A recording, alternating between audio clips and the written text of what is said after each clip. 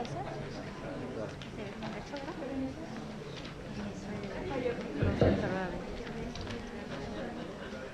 Buenas tardes a todos.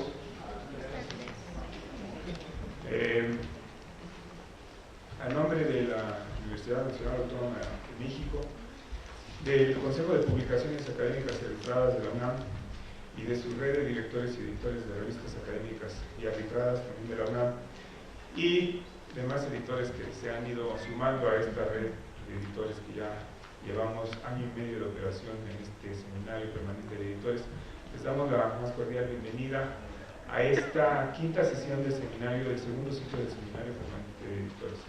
En esta ocasión con el tema el impacto social de las revistas científicas, tratando de analizar y discutir un poco cuál es el impacto social que está teniendo en contraposición con aquellos beneficios o intereses que se vienen manejando desde hace ya bastantes años sobre la indexación, el factor de impacto. Y bueno, pues trataremos aquí en esta mesa de generar algunas conclusiones que nos puedan permitir establecer mecanismos, criterios, estrategias que puedan de alguna manera hacerse llegar a las autoridades, a los sistemas de investigación nacional, para que se consideren algunas otras alternativas en la elaboración de nuestras revistas científicas.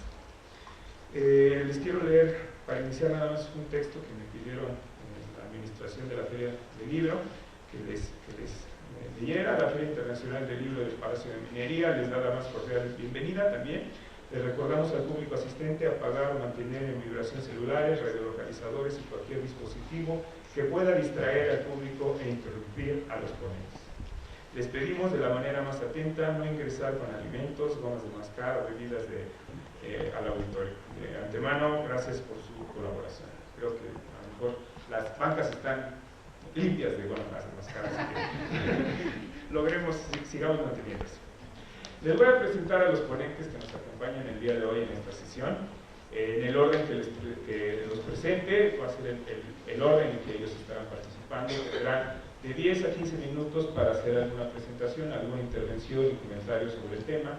Y posteriormente pasaremos a una sesión de debate y la participación de todos ustedes en cuanto a alguna duda o comentario que quisieran tener o aportación. Primeramente les presento a César Carrillo Trueba. Él es biólogo egresado de la Facultad de Ciencias de la UNAM y maestro en Antropología Social y etnólogo por la École de Hautes Études de Altos Estudios en Ciencias Sociales París, en donde actualmente prepara el doctorado de Antropología Social. Desde 1987 es editor de la revista Ciencias de la Facultad de Ciencias de la Universidad Nacional Autónoma de México. Es autor de los libros El Pedregal de San Ángel, Nacho López, Los Rumbos del Tiempo, La Diversidad Biológica en México, Pluriverso, un ensayo sobre el conocimiento indígena contemporáneo y racismo en México, así como de numerosos artículos de divulgación científica publicados en revistas nacionales e internacionales. En este momento prepara una exposición sobre racismo en México que será presentada en el Museo de Ciencia de la Ciudad de México del 14 de abril al 28 de agosto del presente año. También les presento a Alejandro Márquez Jiménez. Es doctor en Educación por la Universidad Nacional Autónoma de Aguascalientes, es investigador del Instituto de Investigaciones sobre la Universidad y la Educación de la Universidad Nacional Autónoma de México y actual director de la revista Perfiles Educativos. Es miembro del Sistema Nacional de Investigadores de México y del Seminario de Educación Superior de la UNAM. Ha publicado diversos trabajos sobre la autonomía de la educación, evaluación educativa y políticas públicas. Entre sus últimas publicaciones se encuentran los programas de posgrado en Diagnóstico del Posgrado de México, Comepo, El costo de derecho de la educación, Perfiles Educativos, en su volumen 30, número 50, y Educación, Trabajo y Empleo en Berta Salinas Ernesto, Educación, Desigualdad y Alternativas de Inclusión, 2002-2011. También les presento a Ana María Cheto. Se graduó de la licenciatura en Física por la UNAM, es maestra en Biofísica por la Universidad de Harvard, maestra y doctora en Física por la UNAM, trabajó como investigadora titular C del Instituto de Física, Trabaja como investigadora titular C del Instituto de Física y profesora de asignatura de la Facultad de Ciencias. Se dedica a investigar el orden de los fenómenos cuánticos y también la ocupa el tema de las revistas científicas. Como directora del Museo de la Luz, coordina el proyecto para su renovación. Es asimismo presidenta fundadora del Sistema Latindex. Ha sido, entre otras, directora de la Facultad de Ciencias de la UNAM, presidenta del Consejo Ejecutivo de las conferencias PUGWASH, Premio Nobel de la Paz en 1995 y directora general adjunta del Órgano Internacional de Energía Atómica, Premio Nobel de la Paz en 2005. Por último, les presento a Juan Pablo Alperín.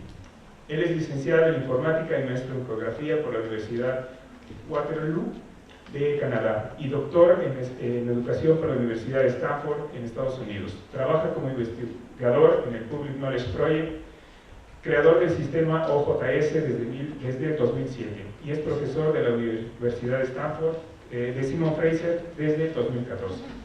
Su investigación trata sobre la comunicación científica con un enfoque a las revistas académicas de América Latina. Es autor principal, entre otras publicaciones, del libro Indicadores de Acceso Abierto y Comunicaciones Científicas en América Latina. Y es un coordinador y editor, junto con Gustavo Fishman, del libro hecho en Latinoamérica, Acceso Abierto, Revistas Académicas e Innovación Regionales, ambos publicados por Clarkson. Creo que haciendo referencia al currículum de la doctora Ana María, él hace una nota al final que dice no ha participado en ningún premio Nobel de la Paz, pero aún no se ha dado por vencido. Le damos la bienvenida a todos nuestros panelistas del día de hoy y bueno, le damos cedemos el micrófono a César Carrillo.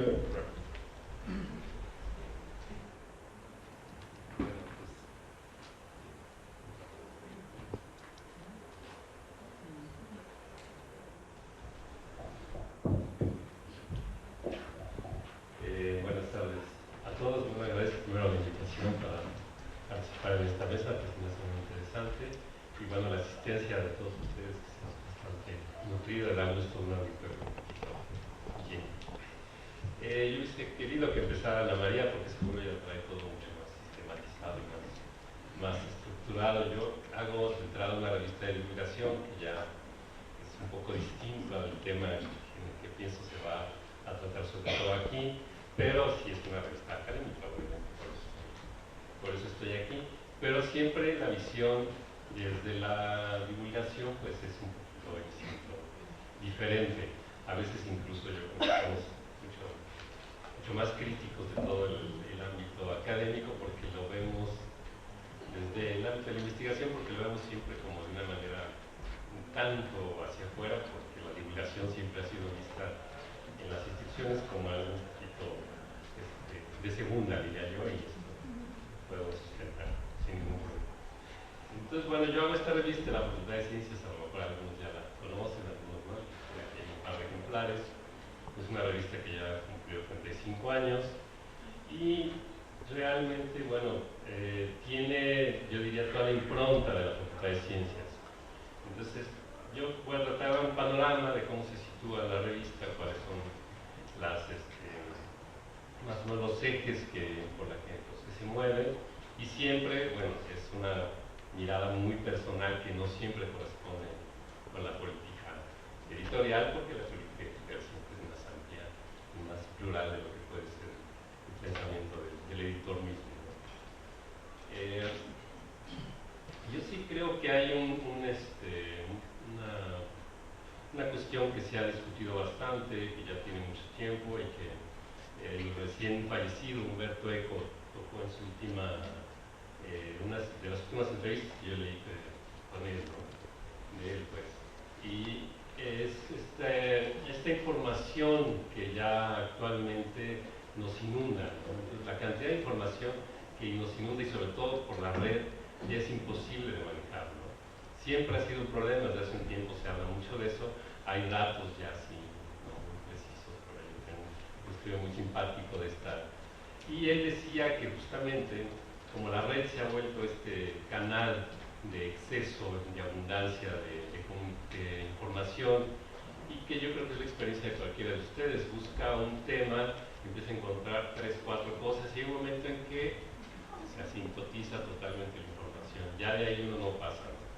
Y él lo decía muy claro, dice, lo impreso siempre va a estar ahí como lo que realmente le da sustento a todo ese mundo de información, como que lo que realmente tiene, sigue teniendo una mayor profundidad. A mí me pasa muy seguido que después de buscarlo algún rato en la red, ya no encuentro algo que me dé más elementos de análisis, pistas de pensamiento, diría yo.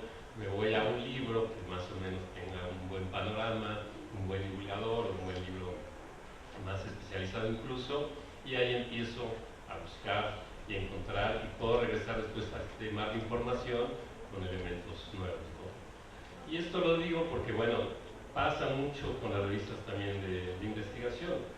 Las revistas de investigación, cuando uno les echa un ojito, bueno, ya hay, y está también muy trabajado, cantidad de información que realmente no es relevante.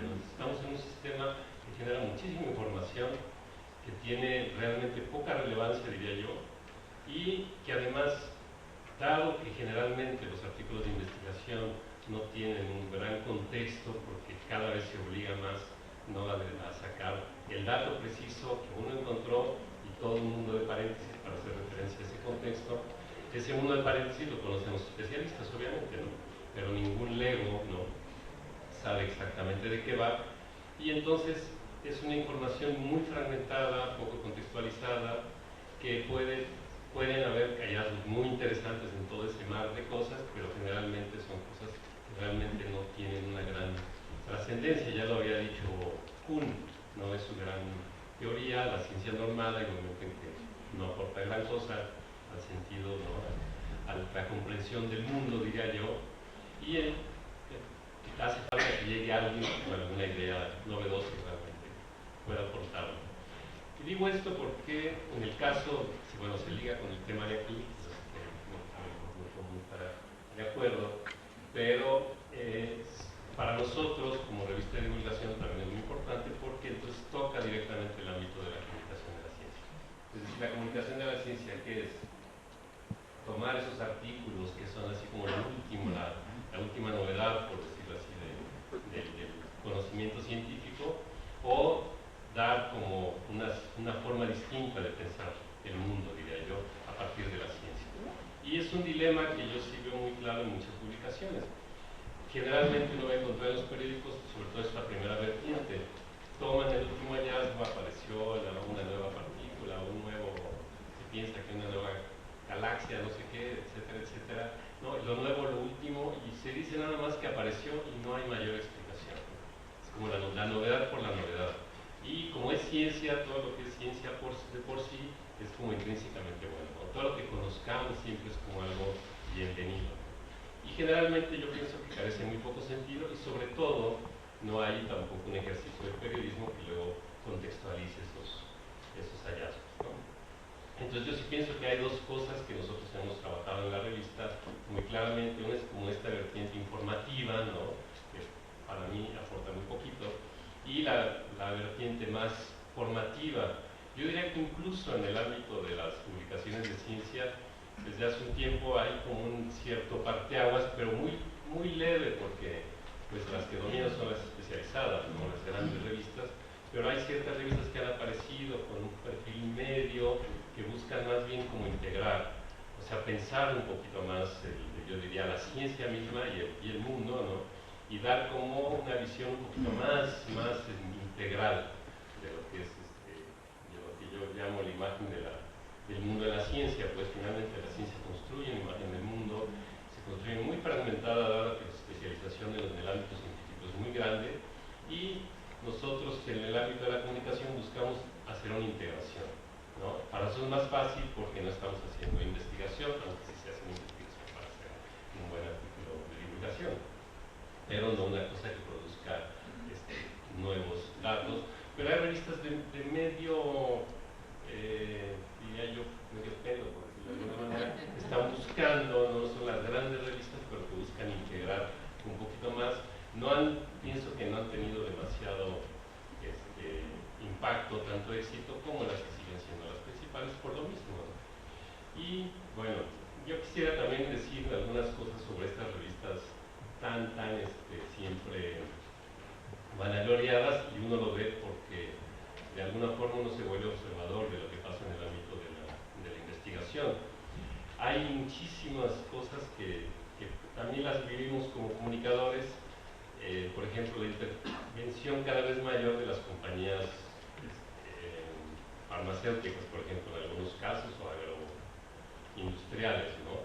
Y voy a dar el caso podemos hablar del maíz transgénico, ¿no?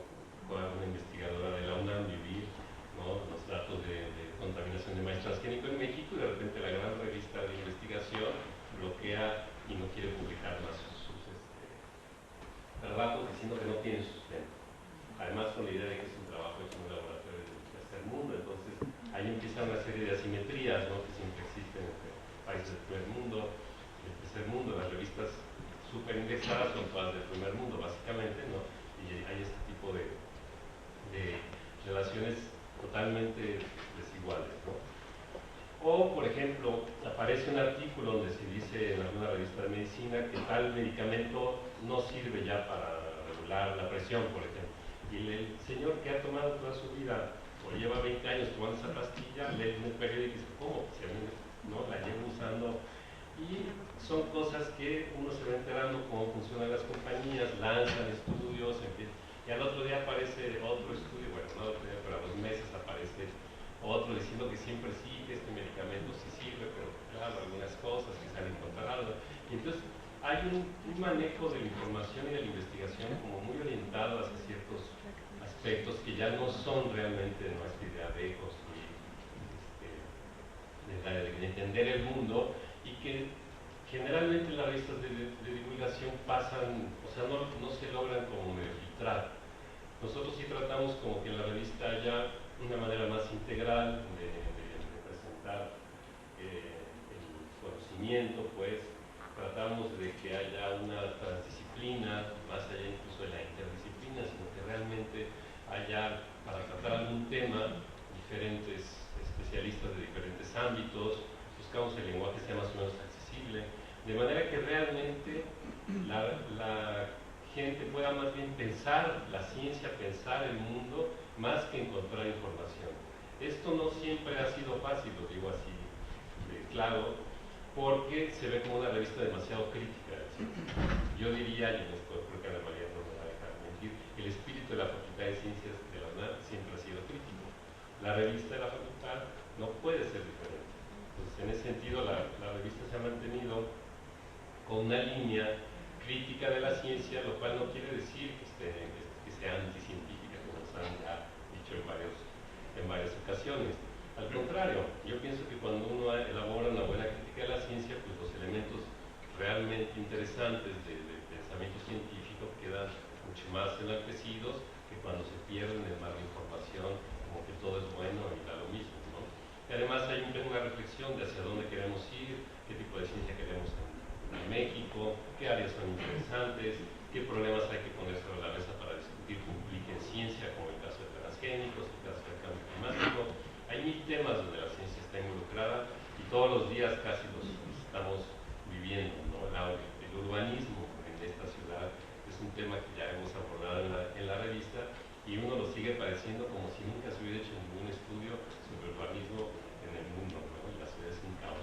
Entonces sí, nuestra idea más que nada desde la Facultad de Ciencias hacia una revista de comunicación de la ciencia que tiene un sentido crítico, que busca más bien formar y no tanto informar, pues establece, yo diría, una relación con el ámbito de la producción de conocimiento hiperespecializado, con un cierto ámbito de conocimiento más pensado, diría yo, no este tipo de reflexiones como la que estoy comentando de Humberto Eco, de otros científicos como Stephen Jay Gould, que discutía mucho sobre la ciencia, pero al mismo tiempo lanzaba teorías novedosas, pues estaba como en un nivel de conocimiento y de dominio, diría yo, de las herramientas de la ciencia, ¿no? que realmente le permitían innovar y ser crítico a la vez, ¿no? Es un poquito lo que me parecía como muy interesante de su obra. Entonces estamos como entre esta información especializada, la gente que tiene esta reflexión y los sectores a los que nosotros empezamos bueno, siempre nos hemos dirigido y que cada vez nos quedan más claros, ¿no? Por ejemplo, con los maestros de primaria, de secundaria hemos estado bastante cerca. Yo estoy en un proyecto en Oaxaca, ¿no? Donde se hace un trabajo de llevar la ciencia a las comunidades, y entonces uno ve todos los esfuerzos que hacen ciertos maestros, ¿no? En ciertas regiones, en Guerrero también, para llevar la ciencia en contextos que no son tan fáciles, además contextos interculturales, que es otra de las cosas que en la revista hemos tratado como de abordar claramente, ¿no? La parte intercultural, el conocimiento de otras culturas, porque en México pues, hay muchas culturas que tienen un conocimiento propio. Pues nada, se me está acabando el tiempo. Nada más, pues sí diría que al final en esta relación con el conocimiento hay una cuestión que ya es como más así material, directa, y es la dificultad que existe cada vez más, diría yo, para conseguir material de divulgación. Y eso tiene que ver con lo que seguramente van a tocar aquí los colegas, y es todas las exigencias hacia los investigadores para estar publicando en revistas especializadas. Ha crecido tanto en los últimos años que las dificultades para conseguir buen material de investigadores así, que nos parecen de repente así como relevantes para que escriban, para que la gente se entere y ellos puedan comunicar su manera de ver el mundo, de ver la ciencia, de hacer ciencia, cada vez es más difícil, porque la comunicación, como les digo, siempre ha sido vista la comunicación de la ciencia como algo pues menor, ¿no? Se les dan 2 puntos o un punto por un artículo, pues nadie escribe, ¿no?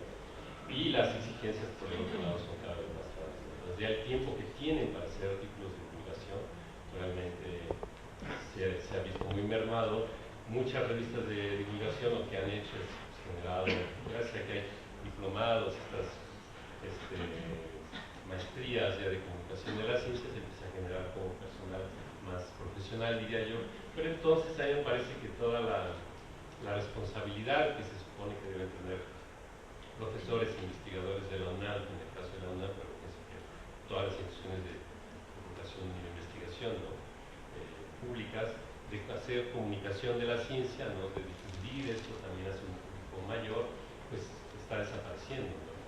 Y yo creo que no es algo bueno. Realmente en las evaluaciones deberían tener tanto publicar en revistas así súper indexadas como en las revistas nacionales y yo diría ibero-americanas, porque la lengua sigue siendo una forma de pensamiento, ¿no? Que hay que mantener, ¿no? En el caso del castellano. Y además, eso también bajarlo a un lenguaje accesible para un público amplio, y además de estudiantes y profesores que requieren ese tipo de información, y ahí es donde regresamos al impacto social, o a la importancia social de las revistas académicas, que dadas las políticas de evaluación, yo siento cada vez está perdiendo más, y se me hace que no deberíamos permitir que eso suceda. Gracias, César.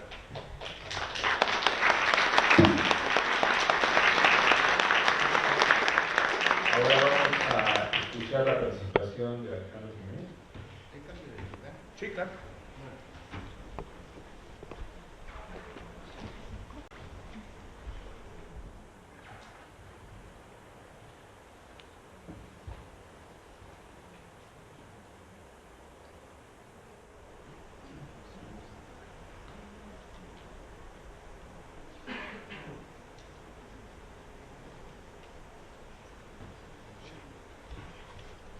Hola, buenas tardes.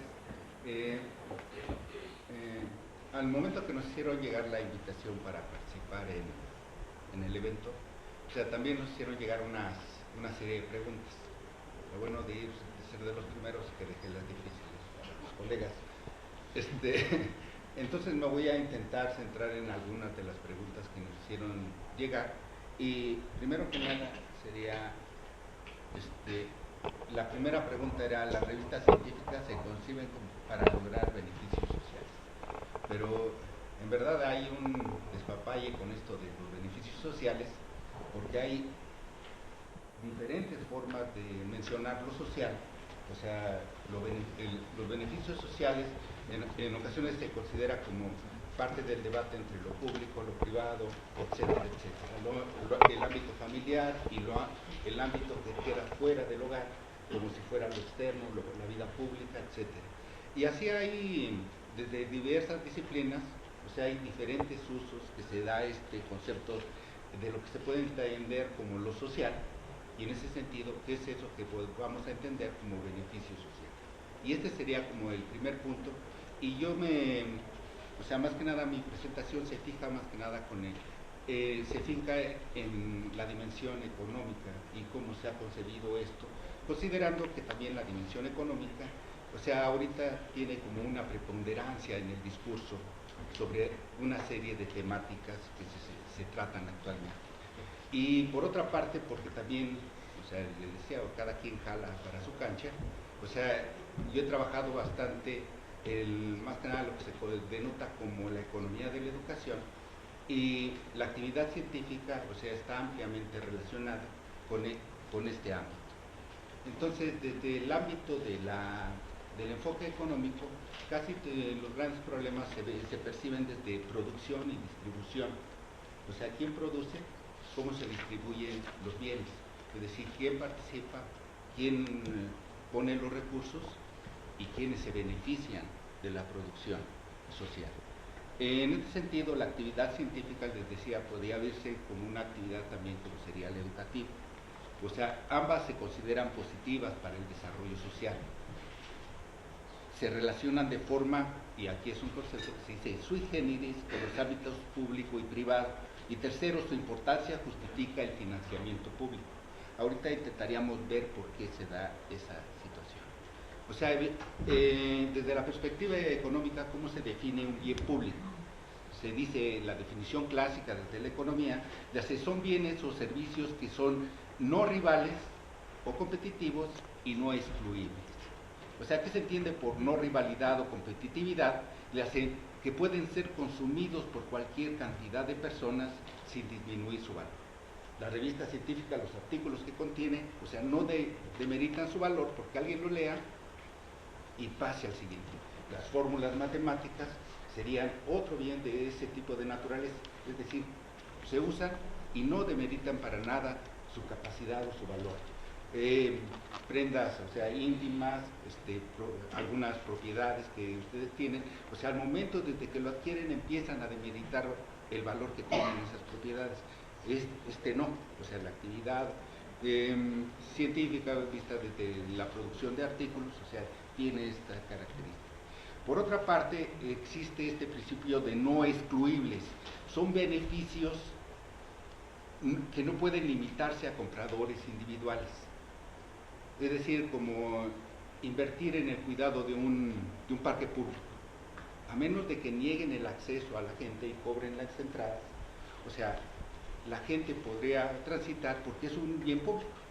Es decir, a menos de que nieguen el acceso para ver quiénes fueron los que participaron para mantener limpio el parque, o sea, la entrada es completamente abierta. Con las políticas de acceso abierto, o sea, los materiales de publicación de las revistas, o sea, están completamente libres, es decir, dejan de ser excluibles.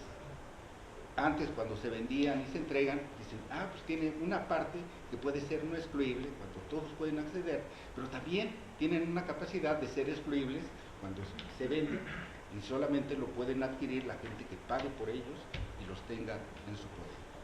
Y bueno, eso se entiende como bienes públicos, es decir, no rivales, es decir, no demeritan su valor con el uso, y no excluibles, es decir, cualquier persona los puede acceder a ellos. Y por oposición, los bienes privados serían completamente lo contrario. La noción de no excluible está ampliamente ligado al concepto de externalidad en economía. ¿Qué se entiende por esto? Muchos bienes y servicios, pero principalmente los que se consideran públicos, generan externalidades positivas. Pero como todos pueden, o sea, si yo no pago, de todas formas me voy a beneficiar del bien, sea, se dice desde la economía, si la gente son consumidores racionales, si yo puedo disfrutar, pues mejor no, o sea, no pago, o sea, me lo brinco. Es decir, porque de todas formas ese bien se va a producir y yo me puedo beneficiar. Y en ese sentido, los productores racionales optarán por no invertir, porque ellos no pueden privatizar ningún beneficio, porque todos los demás pueden consumirlo, o sea, sin tener alguna que pedirle permiso, digámoslo así. Esta idea central, o sea, desde la perspectiva de la idea de mercado, se dice, este tipo de bienes públicos, por tanto, el mercado no puede asegurar por sí solo el suministro de determinados bienes y servicios que requiere la sociedad. Es decir, como nadie puede apropiárselo, la iniciativa privada no tiene estímulos para invertir. Y en ese sentido, esto que llamamos el Estado o el gobierno, etcétera, se ve en la necesidad de invertir, o sea, y eso es lo que justifica la inversión pública para el desarrollo de la ciencia, como para ámbitos como la educación, la salud, porque si no se consideraría que para aquellos que no pueden privatizar completamente algunas cosas, o sea, la sociedad terminaría subinvirtiendo en esas áreas y al rato la sociedad enfrentaría más que nada la carencia de ese bien. Ajá. Y bueno, esa era como que la primera pregunta de cómo podemos entender esto del bien social o el impacto social que se podría considerar. ¿Cómo se beneficia o se ven impactadas las comunidades con la publicación de revistas científicas? Ese sería el punto. Otra de las preguntas, ¿qué tipo de bien constituyen las revistas científicas? ¿Es un bien público o un bien privado? Y les decía esto del sui generis, es cuando los sociólogos no pueden contestar algo bien. O sea, le ponen algo ahí para decir, pues como que está por aquí y está por allá, pero seguramente no podemos precisar muy bien. Y bueno, o sea, la educación, como algunos otros aspectos, como podría ser la actividad científica, se consideran como, más que nada, bienes sui generis, bienes cuasi públicos o semipúblicos. ¿Por qué? Porque tienen una parte que se puede privatizar y queda completamente adherida a los sujetos. Sin embargo, generan estas externalidades que, a pesar de que el sujeto sale beneficiado, o sea, la actividad termina por generar beneficios a más allá que no pueden completamente quedar simplemente sujetos en el individuo. Es decir, se dice la educación, o sea, crea ciudadanos. El crear ciudadano no beneficia únicamente al sujeto, sino es al conjunto social. La publicación de revistas que tienen que ver con el impacto, el desarrollo económico, la creación de nuevos productos que benefician, puede ser la salud, las condiciones de vida de la gente. O sea, eso es una externalidad. Una parte, o sea, se queda con los sujetos que participan en la producción, pero toda la sociedad en sí se ve de alguna forma beneficiada. Esas son externalidades e impactos sociales que se podría considerar que se derivan de la producción de esos bienes. En el marco de la función de las revistas científicas, o sea, tradicionalmente, o sea, se consideraba que servía para dar a conocer los nuevos conocimientos, salvaguardar la autoría de los descubridores y como un mecanismo para nutrir el debate científico. Las revistas científicas, sin embargo, o sea, forman parte o son como un dispositivo de aquello más grande, que es la actividad científica. Y bueno, ¿cuáles bienes sociales, o sea, en términos generales, se han asociado bastante con el desarrollo de la ciencia? Pues creación de nuevos bienes y servicios, que en ocasiones la parte más privada es de la creación de productos y la generación de patentes. Pero también, y principalmente aquellas, las ciencias sociales, orientar decisiones de política pública para mejorar y eficientar procesos. Beneficios privados, pues bueno, la gente que participa y que goza de esto, dice, goza del prestigio, el reconocimiento, incentivos económicos, entre otras cosas. En el nuevo contexto, sin embargo, o sea, los incentivos económicos, esta parte más privada, o sea, ha privado sobre otro tipo de beneficios que generan las actividades y más que nada afecta directamente a los implicados en el proceso de producción, digamos, de este tipo de bien. Y sin embargo también se han dado nuevas posibilidades de cuantificar supuestamente la producción científica. Bases de datos que, o sea, como el WOS, el Scopus, que dicen, miden el número de productos, y han asumido que también pueden medir la calidad. Mucha gente lo cuestiona, pero ellos tienen un supuesto y tienen una metodología que es el factor de impacto, que es una de las cosas que estamos intentando ver si podemos brincar del factor de impacto y encontrar otras alternativas. Sin embargo, como el factor de impacto está completamente asociado a la actividad científica y a las prácticas de ese grupo en particular, o sea, en verdad tiene ventaja sobre otros aspectos. Pero útil, aquí resulta esto del factor de impacto. Mucha gente dice, pues es que es a los investigadores o a los académicos. No, luego también son los administradores, toda la repartición de bonos, las políticas públicas que dicen vamos a incrementar la capacidad productiva en el área científica. Ellos invierten un poquito de dinero y meten políticas y la gente se ha vuelto como loca intentando meter y publicar. Ya estamos, o sea, las revistas estamos siendo rebasadas de cantidad de gente que mandan sus materiales, porque todo este tipo de políticas se han influido de esta forma. Entonces tenemos como una aceleración, pero ellos tienen la forma de justificar que la inversión de gasto público está produciendo más artículos a nivel nacional e internacional. Y entonces el factor de impacto tiene utilidad académico-administrativa. Responde a las necesidades de brindar resultados, es decir, políticas de transparencia. Pues te demuestro en términos de cantidad, pero también de calidad, con el factor de impacto, o sea, si hemos mejorado o no. Y esto es importante cuando se trata de financiamiento público. Y bueno, podemos construir indicadores alternativos para evaluar el uso social, tendrá la misma aceptación y uso que el factor de impacto. Y bueno, he estado participando en el Instituto Nacional para la Evaluación de la Educación, y ahí se han dado a la tarea de generar una serie de criterios que se consideran debe poseer un buen indicador. O sea, validez, confiabilidad, comparabilidad, estabilidad temporal, actualidad, sensibilidad, factibilidad, o sea, 12 criterios que es bastante difícil que los pueda cumplir una información. Actualmente al factor de impacto, o sea, han entrado otras alternativas que se han agrupado o se ven desde la perspectiva de las salmetrías, o intentando buscar indicadores alternativos, algunos dicen de impacto social, otros no saben, pero en verdad todavía no hay claridad sobre Almetrix. Y aquí si pusiéramos factor de impacto, pusiéramos las alternativas que han surgido en diversos lados, o sea, ningún otro indicador más que el factor de impacto podría cubrir más que nada estos criterios. Y bueno, yo hasta ahí le dejaría, gracias. Les decía, son como dos alternativas, pero este tipo de criterios serían lo que permiten brindar y dar un uso que está sustentado en las comunidades que practican determinado tipo de actividades. Y bueno, muchas gracias.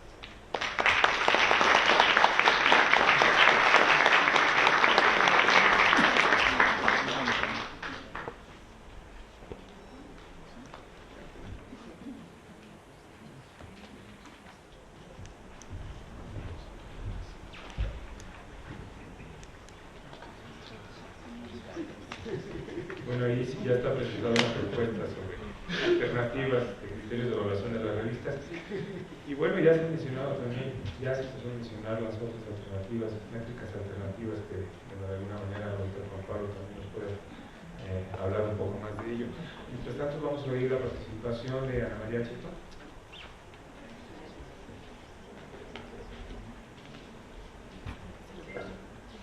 Gracias, Guillermo, y gracias por invitarme a esta mesa. Pues, a mí me gustaría empezar por felicitar a los que la han organizado, porque no solamente se los tienen a todos ustedes aquí, significa una capacidad convocatoria, ¿no?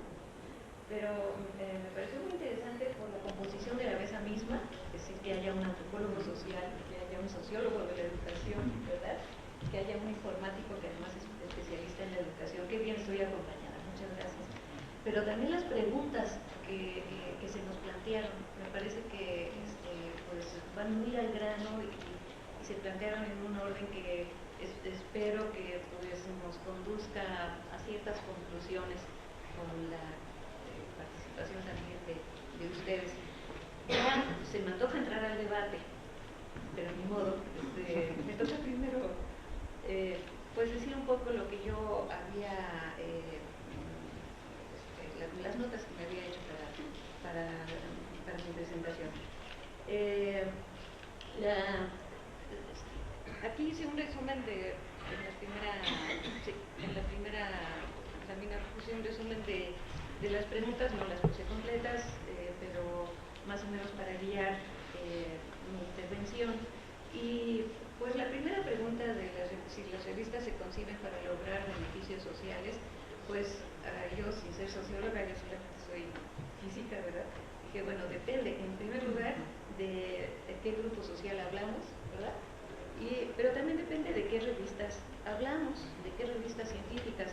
Yo había puesto como título revistas académicas, y es que, bueno, en México al menos, pero también en el resto de Iberoamérica, de repente usamos indistintamente los dos términos como el equivalente de scholarly journals en inglés, ¿no?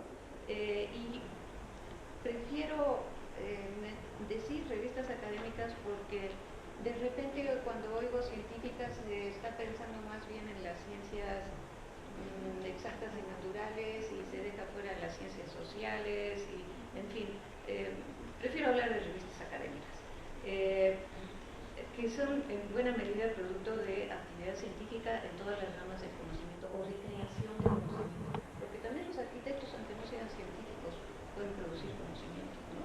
Hasta ellos. Y muchos otros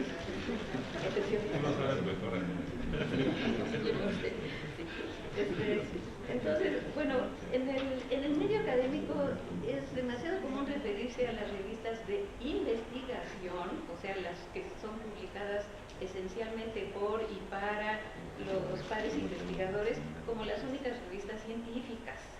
Y bueno, qué bueno que esta mesa empezó con la intervención de César Carrillo, que nos vino a hablar de una revista de cultura científica. Eso.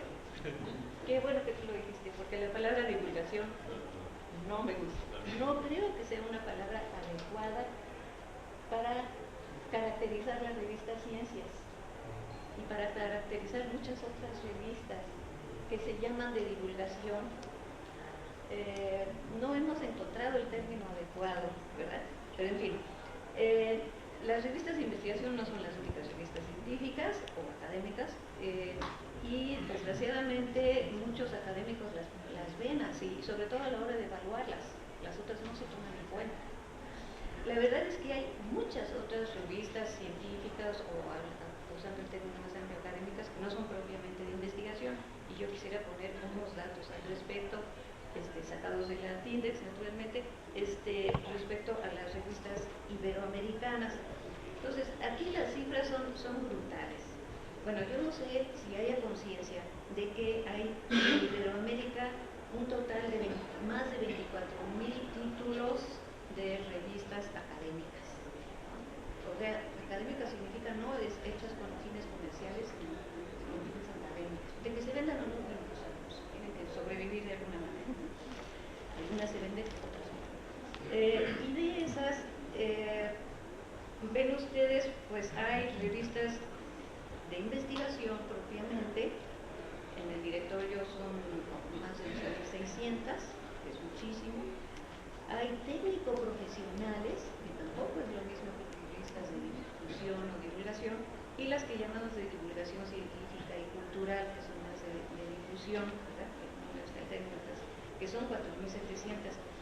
Y ya cuáles cumplen con ciertos criterios de calidad editorial, pues ya son mucho menos, pero siguen siendo muchísimas, son más, casi 6,000 títulos de revistas de investigación, y muchos enlaces electrónicos ya también ya hay más de 4,000. Entonces hay una producción brutal de revistas académicas en nuestra región, en América Latina, en España, en Portugal, y uno se pregunta para quién se hace, cuál es el beneficio, cuál es el impacto social de todo ese conjunto, no solo de las revistas de investigación. Vayamos a la siguiente siguiente lámina nos muestra cuál es la situación en la UNAM.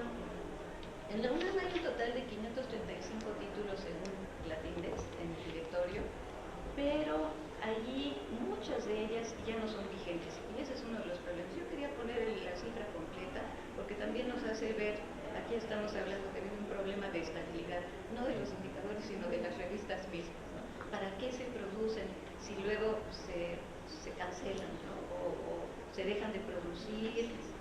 En fin, es que no tuvieron ninguna utilidad, es que no se reconoció su utilidad. Ahí se puede uno hacer muchas preguntas.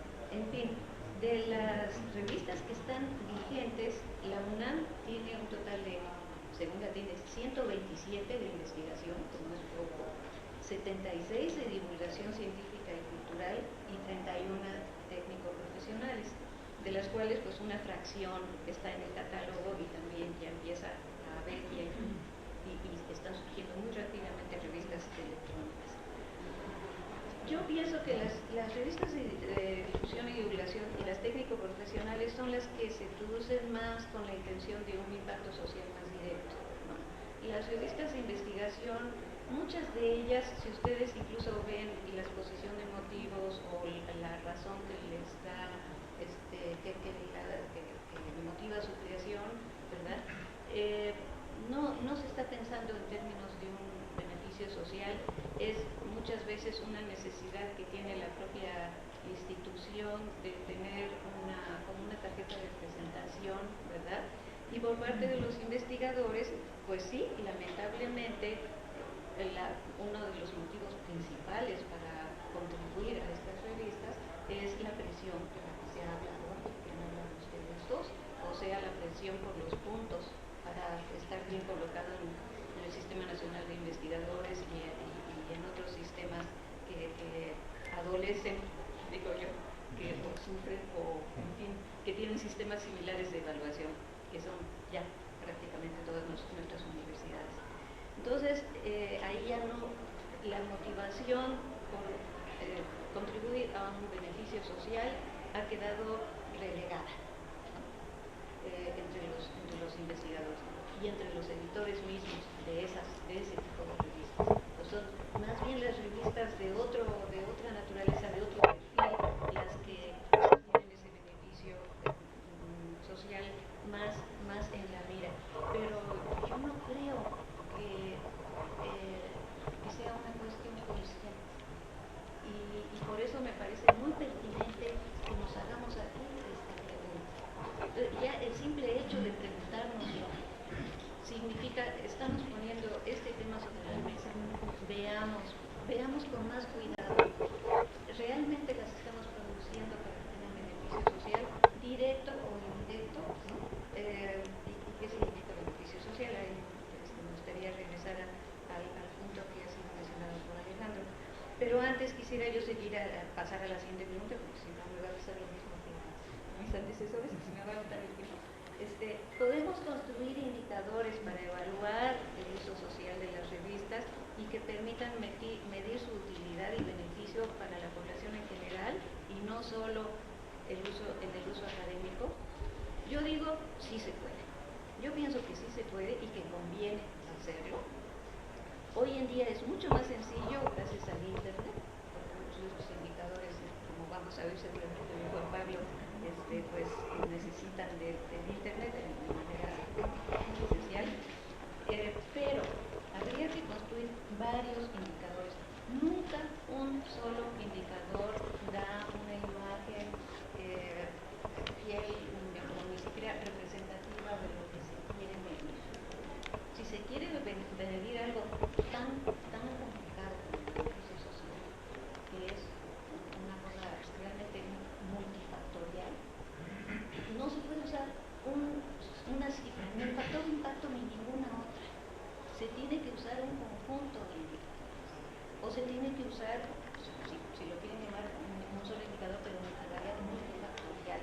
Entonces, eso es muy importante. Es importante que los diferentes indicadores, si estamos de acuerdo en que sí se requieren varios para tener una imagen ya más representativa de lo que es el beneficio o el impacto social, que sean relevantes, que datos sean fáciles de recoger, confiables, estables, comparables, todos esos 12 criterios que ya has mencionado, ¿no? Eso es muy importante, y ya entonces no es tan fácil de armarlos, ¿no? Porque se necesitan los datos. Y los datos no pueden ser datos que cueste demasiado trabajo generar, tienen que estar a la mano, si no, no se van a hacer. Ese ha sido uno de los grandes problemas enfrentados por todos los organismos que han construido y desarrollado indicadores, que los hay en nuestra región también, indicadores iberoamericanos, científica, etc. Y siempre se encuentran con ese problema, ¿no? Cómo generar los datos para que esos indicadores se puedan poner en práctica. Pero a la hora de generar esos indicadores hay que pensar para qué se quieren. No solamente porque me parece que es importante en general evaluar el beneficio social, sino para qué los queremos, con fines de diagnóstico o de promoción, quizá, porque luego hay muchos indicadores que se hacen para eso. Perdón, ¿para qué se quiere hacer indicadores? Porque siempre es una labor complicada, ¿no? Que requiere una inversión de trabajo. Entonces hay que pensar para qué se quiere generar indicadores, con fines de diagnóstico, de promoción, de autoevaluación de las revistas, ¿no? O de evaluación por terceras personas, o terceras, ¿para qué quieren evaluar? ¿No? ¿Por qué quieren evaluar? O se quieren con fines de planificación, de saber, bueno, hay tantas revistas, busquemos, hay huecos, ¿no? Hay áreas en las que no existe una revista, sería bueno fomentar la creación de una, o hay demasiadas en otros ámbitos, etcétera. En un país donde hay generación de conocimiento, hay una capacidad de generación de conocimiento, pero no se usa ese conocimiento, es muy importante que tengamos claro para qué queremos generar tanto conocimiento, quién lo va a usar, ¿no? Entonces, esas son el tipo de preguntas que yo creo que hay que plantearse a la hora de diseñar los indicadores. ¿Sirven, para responder a la pregunta, sirven más a los editores mismos estos indicadores, o a las autoridades, o a los tomadores de decisión, a los evaluadores, o a los analistas, o a los bibliotecarios, o a las empresas comerciales? Ellos sí usan los indicadores que nosotros generamos, toda la información que generamos sobre las revistas, las empresas comerciales los usan, ellos sí saben cómo usar el conocimiento. Y por último, si es así, si hace falta hacer estos indicadores, ¿cuáles podrían ser? Bueno, también según los fines que se persigan, se puede pensar en un número de visitas al sitio, un número de comentarios en línea, otras cosas de las que seguro va a hablar Juan Pablo, pero yo pienso que habría que agregar algo de tipo más cualitativo, aunque sea un poco más difícil de conseguir información acerca del tipo de uso que se hace de los materiales. ¿Para qué se usa todo ese conocimiento que generamos y que publicamos en las revistas, no solo de investigación, sino en las de los otros géneros? Se usan, por ejemplo, con fines educativos, se usan con fines culturales, profesionales, para promover una nueva área de conocimiento. Esos son más difíciles de construir, pero pienso que hay que pensar en ese uso, porque ese es un beneficio social que quizás se pueda ver como muy indirecto, pero lo que necesitamos es eso, promover el uso de los conocimientos generados. Esos indicadores pueden ser complementarios al factor de impacto. El factor de impacto mide una sola cosa, una sola. No se nos puede calificar ni a nosotros ni a las revistas con un solo indicador. Claro que va a ser difícil que tenga aceptación, pero se necesita empezar a trabajar en generar este parámetro de impacto o este conjunto de parámetros de impacto. Y no se trata de ponerlos en competencia con el factor de impacto tradicional, sino de enriquecer el concepto, de hacerlo más adecuado para medir la utilidad y el beneficio social de las revistas. ¿Quiénes serían los beneficiarios? Yo creo que en primer lugar los editores mismos de las revistas, porque entonces eso les va a servir también de orientación, ¿no? A ellos, para su línea editorial, para promover, para conseguir artículos. Para los académicos, yo creo que este nuevo factor de impacto va a cobrar importancia en la medida en que se le emplee con fines de evaluación. Mientras no se le diga, también se le va a evaluar por este tipo de artículos que publiquen este tipo de revistas, no lo va a hacer porque deshacermente pues así es parte de la naturaleza humana o del científico.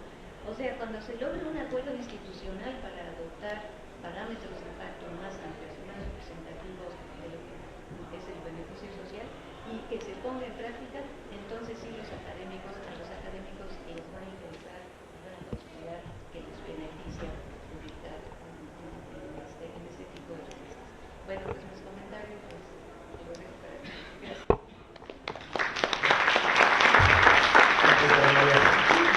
Ahora damos la palabra a Juan Pablo Quirín.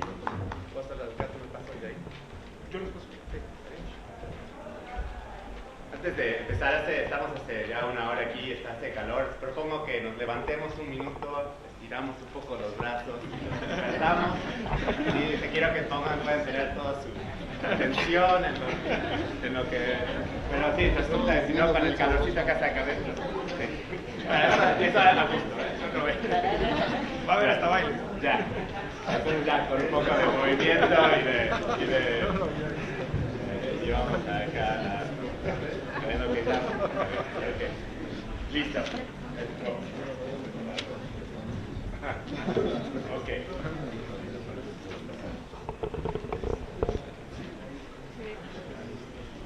Bueno, al igual que Ana María, les agradezco mucho tanto la invitación como la organización de este panel, porque sí creo que es un tema que es sumamente importante. De hecho, es el tema al que yo he volcado ahora toda la investigación que estoy haciendo está justamente orientado a trabajar estos temas, ¿no? Porque me parece que justo en las últimas palabras que está haciendo Ana María sobre comprender el uso de las revistas académicas y comprender cómo es que este conocimiento que estamos generando está siendo utilizado, es una de las preguntas que de alguna manera hemos venido olvidando de hacer en toda esta conversación de la comunicación científica. Venimos preocupándonos por la producción, ¿no? Producción de cuántas revistas, de dónde están, en qué son. Estas preguntas fueron importantes para comprender y tener un mapa de la comunicación científica, pero yo creo que ya llegamos a un punto en que tenemos que empezar a mirar desde el otro lado, de ver quiénes están accediendo a estas revistas, para qué estamos haciendo todos estos esfuerzos, por qué estamos valorando y otorgando incrementos de sueldo, avances de carrera en base a la producción de estar publicados en estas revistas, si ni siquiera sabemos si a alguien le importa ese conocimiento, si alguien lo está utilizando, ¿no?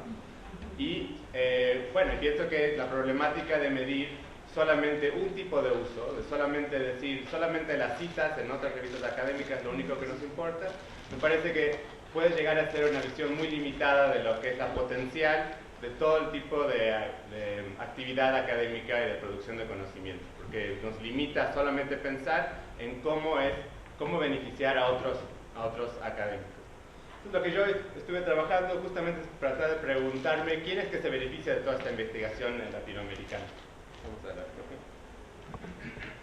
Dado que en América Latina tenemos una gran cantidad de acceso abierto, es decir, que las revistas que se publican en América Latina son en gran parte, se pueden acceder de manera gratuita por internet, eso hay que tener en cuenta que esto implica que es accesible al público, o sea, que quiere decir que no hay que estar dentro de una institución académica para poder leer estas revistas. Y esto es una cosa implícita que es parte de la motivación para el acceso abierto. Hay muchas otras razones, el acceso abierto también beneficia dentro de la academia, pero una de las consecuencias del acceso abierto es que el conocimiento que estamos publicando en las revistas es accesible al público. Entonces la pregunta que se nos hace es si le interesa o no al público estas cosas que escribimos, porque que esté accesible en internet, bueno, ya tuvimos mención de todo lo que está en internet, ¿no? Que obviamente no podemos leer más que una mínima fracción de lo que está ahí, pero la pregunta es si el público, la gente que no está dentro de instituciones académicas, le interesa encontrar y acceder, si encuentran a través de búsquedas, si van directamente a accederlas,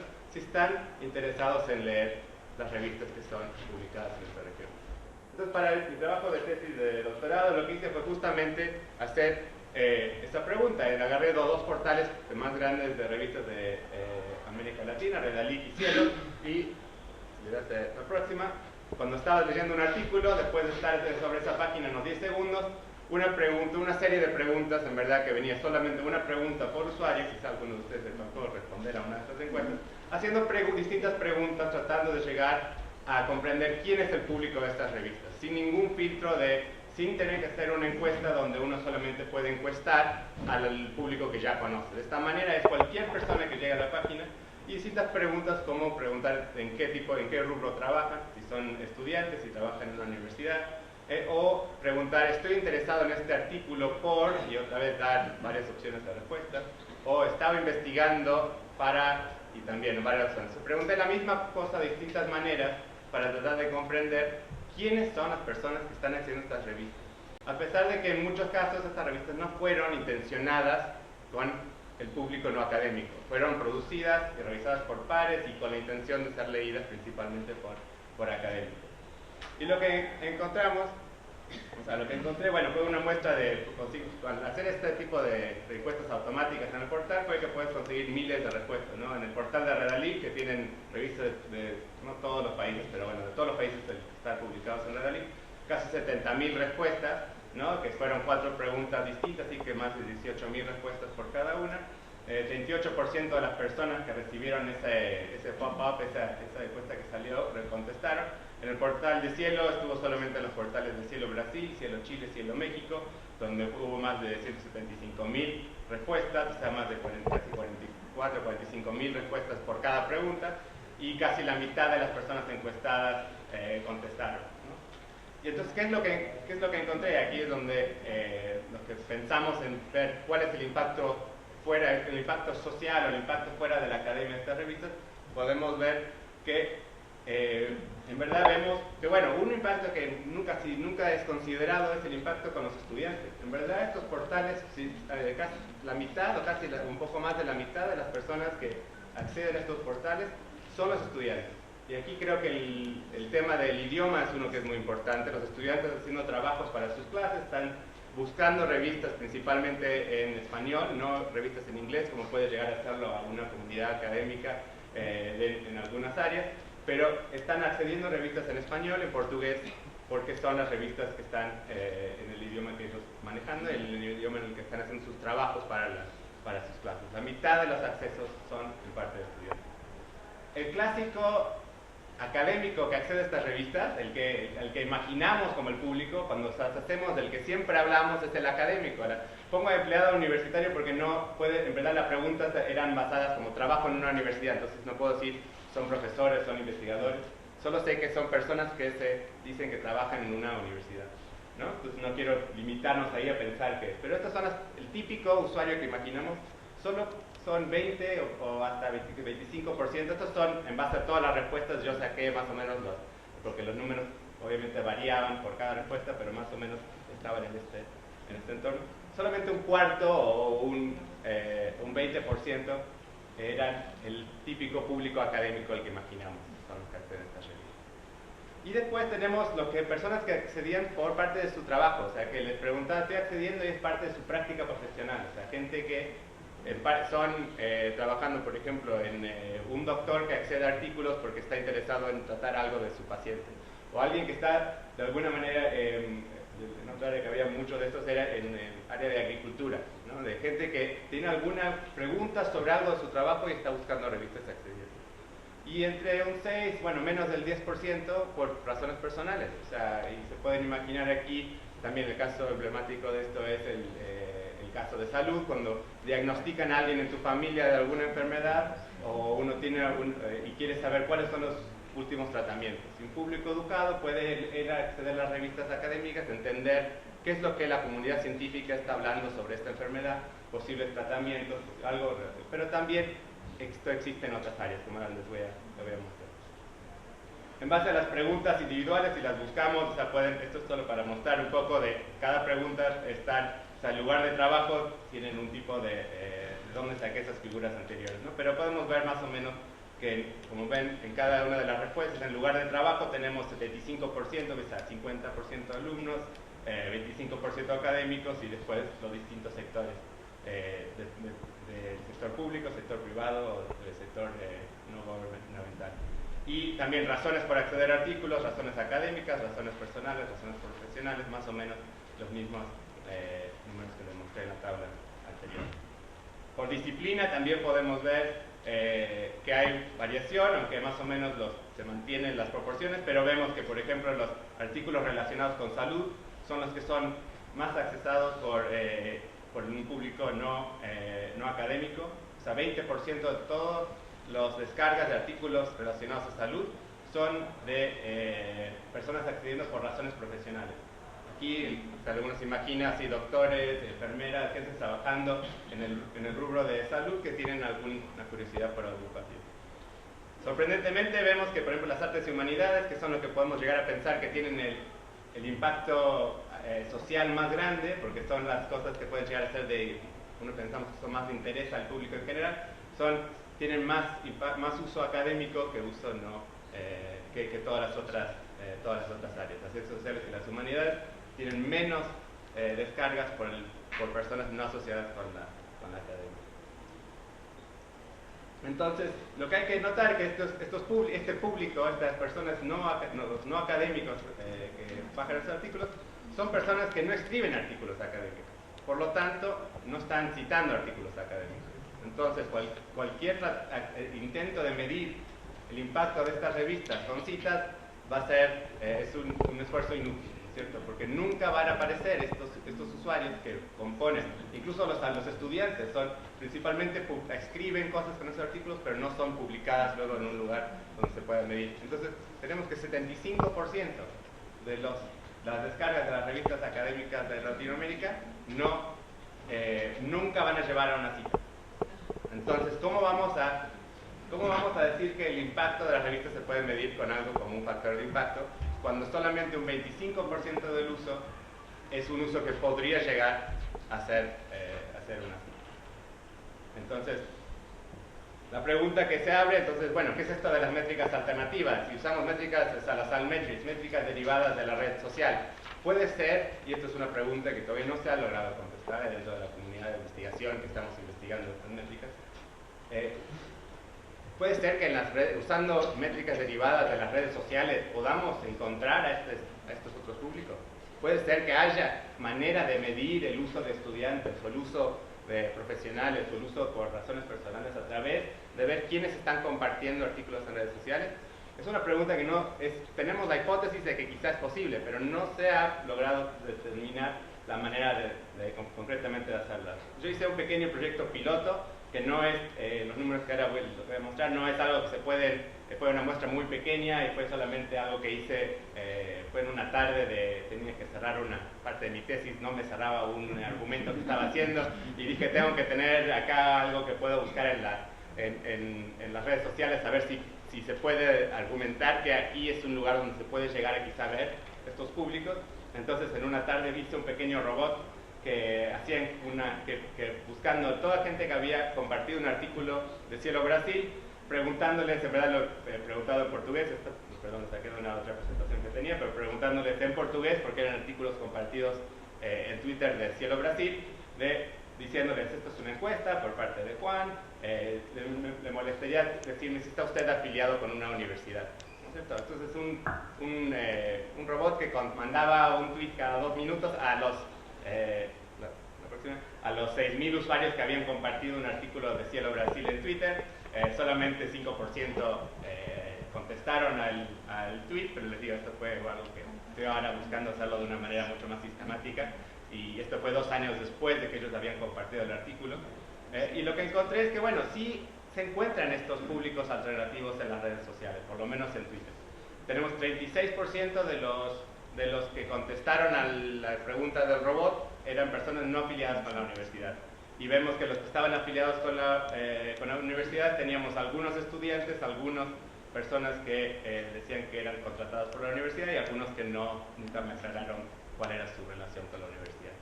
Son números que vemos que son proporciones distintas a lo que encontramos en los usuarios. O sea, no es que decir que lo que vamos a encontrar en las redes sociales es una representación fiel de lo que encontramos en los portales. Eso es algo que hay que todavía investigar mucho más. Estoy recién empezando a explorar la potencial de si podemos ver y encontrar estos públicos en las redes sociales. Después recién podemos hablar si podemos hacer indicadores en base a eso. Pero primero tenemos que saber quiénes están ahí. Si no, ¿cómo vamos a saber qué puede llegar a pedir el indicador? Pero bueno, encontramos a estos públicos. Vemos que personas que contestaron, por favor, alguien trabajando en el Instituto Nacional de Salud de México había compartido un artículo de Cielo Brasil. Vamos varias rápidas. Alguien haciendo un investigador, pero no afiliado con una universidad, pero con un museo. O sea investigadores de un museo. una persona que hace un podcast, un programa de radio por internet que hace difusión de ciencia, también compartiendo artículos de cielografía. Una asociación de personas afectadas con una enfermedad, también están ahí en Twitter y han compartido algún artículo. Y aquí un propietario de un restaurante que le pregunté, le puedo preguntar por qué está usted compartiendo, si usted está afiliado con la universidad o de qué trabaja, y me dice, no, claro, se me puede preguntar, soy propietario de un restaurante, pero comparto un artículo publicado en una revista por pares, publicado en Cielografía. Y otra persona, un zootecnista que está desempleado, pero está buscando solamente expandir su conocimiento. Estas personas están presentes y las redes sociales nos permiten la posibilidad de quizás encontrarlas, y podemos ver las posibilidades de buscar maneras automáticas o automatizadas de coleccionar este tipo de información. Pero lo que a mí me pareció notar es saber que estas personas están ahí y que están compartiendo y haciendo parte de la circulación del conocimiento que está publicado en nuestras revistas. Pero bueno, quiero acá terminar y para abrir la discusión justamente sobre el tema de los indicadores o de cómo medimos, cómo pensamos en el impacto social, decir que primero que contar no es suficiente. Entonces, por ejemplo, las métricas alternativas hoy día son muy sencillas y solamente van a decir cuántas veces fue compartido este artículo por Twitter o por Facebook y solamente contar estas cosas no nos va a dar una imagen de quiénes son este público. Vamos a estar en el mismo problema que antes, sin saber exactamente quiénes son los usuarios y cómo es que se está utilizando esta información. Necesitamos saber muchas cosas, y entre ellas acá solo puse algunas. Necesitamos saber dónde trabajan, qué están haciendo con esta investigación, si la están descargando, si la están compartiendo. ¿Qué es lo que los ha motivado a ir a buscar una revista académica en vez de confiarse en información que está publicada en otro lado? ¿O cuál es el impacto social? Y aquí se le puede también, hablando y preguntándole cómo utilizaste esta información, cuál fue, según la persona que la accedió y que luego la utilizó para algo, cuál fue el impacto que esta investigación tuvo y bueno, en general, ¿quiénes son las personas que están accediendo? Para mí, esto, bueno, aquí llegamos a cuáles son, con la pregunta que hizo, ¿a quién beneficia o cuál es la razón de estos indicadores, ¿no? Y para mí, y esto ya es para incentivar la interacción con las distintas comunidades. O sea, la posibilidad que nos dan las redes sociales, más que darnos métricas que nos permiten medir algo, es la posibilidad de tener un contacto con las personas que están compartiendo, con el usuario final. Que en una revista que se publica en papel o incluso una revista que se publica en línea, alguien la descarga y el autor nunca tiene una manera de saber quién fue esa persona que lo descargó. Las redes sociales nos permiten justamente tener estas interacciones donde el investigador puede interactuar con la persona que está accediendo, utilizando la investigación que hizo. La posibilidad es que eso tiene después de ayudar a que el público que está verdaderamente interesado en ese tema haga una retroalimentación y produzca conocimiento en conjunto con los investigadores. Es una posibilidad que nos dan las redes sociales que creo que hay que explotar y enfocarnos solamente en métricas para medir la actividad de las redes sociales no nos va a llevar a eso. Entonces, esta pregunta de quiénes son, si nosotros nos interesa, si los académicos, si miramos solo al factor impacto, estamos diciendo que solo nos interesa cuando los académicos se hablan entre ellos y que las conversaciones entre los académicos y el público no importan, ¿no? Y que esas conversaciones que pueden llegar a ser en solo una dirección o que pueden llegar a ser diálogos, se pueden llegar a quizás incentivar de alguna manera a través de las métricas de las redes sociales. Con mirar estas métricas podemos cambiar quién participa en la ciencia, o sea, podemos ayudar a que el público participe en la producción de conocimiento, si sea solamente con ayudar a poner las líneas de investigación de una revista o las líneas de investigación de un investigador, porque él se da cuenta que esa es la problemática que están encontrando el público. O sea, puede participar ese público y podemos alcanzar a nuevos públicos, personas que no estaban accediendo a través de las revistas originalmente, pero que a través de las redes sociales les está llegando esta información. Entonces podemos empezar a alcanzar esos públicos y incentivar a que la investigación alcance a nuevos públicos a través de métricas de estas métricas de redes sociales.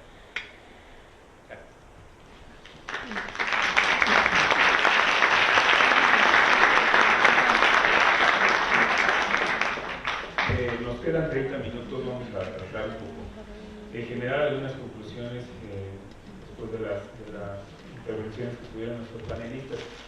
Me parece que en las 4 intervenciones es claro que el factor de impacto pues, no refleja exactamente ni muy cercano el impacto social que tienen nuestras revistas, el uso que tienen nuestras revistas. Pero, ¿cómo, y aquí extiendo la pregunta a los 4 panelistas, cómo concientizar a nuestras autoridades, a los sistemas de evaluación en nuestros países, cómo la comunidad de editores pueden motivar o sensibilizar a estos sistemas de evaluación a que consideren distintos sistemas de evaluación o distintas métricas o distintos criterios de evaluación de estas revistas y que de alguna manera tengan el impacto tanto para las revistas originalmente, pero que a través de las redes sociales está llegando esta información, podemos empezar a alcanzar esos públicos y incentivar a que la investigación alcance nuevos públicos a través de métricas de estas métricas de redes sociales.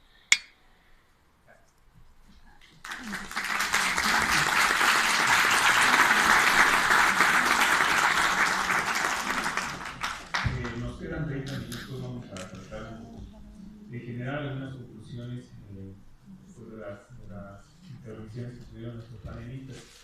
Me parece que en las 4 intervenciones es claro que el factor de impacto pues, no refleja exactamente ni muy cercano el impacto social que tienen nuestras revistas, el uso que tienen nuestras revistas.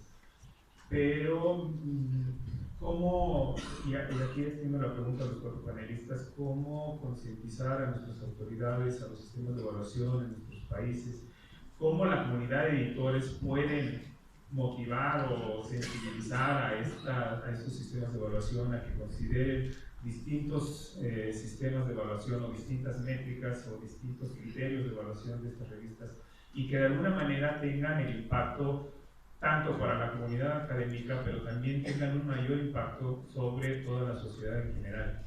No sé si hay experiencias en otros países que ustedes conozcan que ya se esté aplicando este tipo de medición o de evaluación de las revistas, y porque aquí en México al parecer pues, estamos muy lejos de alcanzar eso. Pero ¿cómo podemos actuar la comunidad de editores para poder lograr que se tome en consideración este tipo de nuevas métricas y nuevos criterios de evaluación? No sé quién quiera participar. Como quien levante la mano. Yo, para darlo más. Por supuesto, voy a hacer el controversial al tema, porque a mí este tema de evaluar a través de evaluar las revistas con el propósito de avanzar en las carreras de los académicos y de los editores en base a las evaluaciones de las revistas con sistemas de puntos es en sí el problema. ¿Cómo hacemos para ayudar a que los editores y que la comunidad científica empiece a estar consciente de las limitaciones de estos sistemas de evaluación? Yo creo que tiene que ser a través de una resistencia a someterse a estos sistemas. Y eso a veces implica hacer cosas que no necesariamente nos va a hacer lo que más nos va a ayudar en nuestra carrera en términos de, bueno, voy a ser evaluado positivamente con esto, pero yo pienso que hay que siempre acordarnos de cuál es la razón por la cual estamos haciendo estos trabajos y buscar tener el impacto que queremos en la comunidad, no porque alguien que nos va a evaluar nos va a decir que ese fue el trabajo que está bien, sino que es empezando a hacer nuevas prácticas y hacer las cosas de la manera que nos parece que es lo más adecuado y ver cómo a través de si un grupo grande de investigadores empieza a resistirse a ser evaluado de esta manera o empieza a ignorar los criterios de evaluación y hacen las cosas como les parece, puede ser que de esa manera abramos conciencia de que estos criterios que a veces se imponen no son criterios que deben ser aceptados. Y eso implica a veces hacer cosas que no nos cuentan. A mí estar en este panel aquí no me suma ningún punto en mi universidad. O sea, a mí me evalúan por la cantidad de artículos que publico, por estar solamente en paneles que son revisados por pares, donde yo y otros trabajos que uno hace porque piensa que está haciendo un rol o cumpliendo una función que es útil para la comunidad. Y creo que es resistiéndonos y haciendo las cosas que nos parecen son importantes, ignorando a estos puntitos, la única manera que vamos a lograr desencadenarnos. Hay que hacerlo de manera personal, no esperando a que las personas que nos evalúen de arriba nos digan que esto es lo correcto. Pero ahí creo que va a ser Ana María, y luego César. Bueno, Juan Pablo, yo estoy totalmente de acuerdo. De hecho, yo me dedico. Yo no busco puntos. Soy un ejemplo de ello. Y hago las dos por convicción. Ahí yo estaría personalmente 100% de acuerdo contigo. Pero bueno, digamos, llegas a un punto en donde te puedes dar el lujo de hacerlo, ¿no? Pero la gente joven siente esa presión y si no responde a ella, la ve muy difícil para avanzar en su carrera profesional, en su carrera científica. Entonces, no basta con hacer eso. Nosotros vamos a seguir haciéndolo. Tú lo vas a seguir haciendo y yo ni hablar. Pero hay que hacer algo más. O sea, algo que sí tenga sentido, digamos, colectivo e institucional. Entonces, allí pensando en las revistas, en los editores de las revistas, porque esa fue la respuesta a la pregunta que nos hizo Guillermo. Yo creo que sí es importante que las revistas, sus editores, sus cuerpos editoriales tengan claro si están beneficiando, ¿no?, a la sociedad de alguna manera, en primer lugar, en función de los objetivos que se ha planteado en las revistas, si los está cumpliendo, porque no todas lo hacen, es cierto, y que puedan demostrar eso, porque las revistas también tienen que vivir reales, tienen que sobrevivir, tienen que tener los recursos, no solamente los recursos para digamos, la infraestructura y los fondos para dedicarse, sino los artículos. Entonces, se le deben también siempre a una institución y a un grupo social, digamos, a la sociedad, y deben poder rendir cuentas a ella. Entonces, tener este tipo de indicadores, a mí me interesaron particularmente los últimos, los que iban también en línea con el último que yo dije, que es el más difícil de recoger, pero el tipo de usuario y el tipo de uso que se hace de los materiales. Ya, nosotros sospechábamos, siempre hemos sospechado que los estudiantes son un grupo muy importante de usuarios, pero Juan Pablo, tú nos has hecho ver que los artículos que son accesibles a través de Redalit y de Cielo, que en su gran mayoría recogen revistas de investigación más que de divulgación científica o de difusión y técnicas o profesionales. El grupo mayoritario de usuarios son los estudiantes. Eso es algo que deberíamos usar a favor de que para los editores de las revistas también debe ser. Entonces, sí, vamos a seguir escuchando de manera personal, pero hagamos también presión porque se tomen en cuenta estos beneficios y que sean reconocidos por las instituciones que evalúan, porque no van a dejar de Sí, por eso, o sea, pues justamente por eso es que pienso que tratar de decir, bueno, tratemos de... Mi preocupación con decir que deberíamos entonces empezar a considerar estos otros elementos es que va a llevar a una nueva medición de una nueva, aunque sea una métrica multidimensional, multifactorial, va a terminar otra vez limitando limitando a un cierto tipo de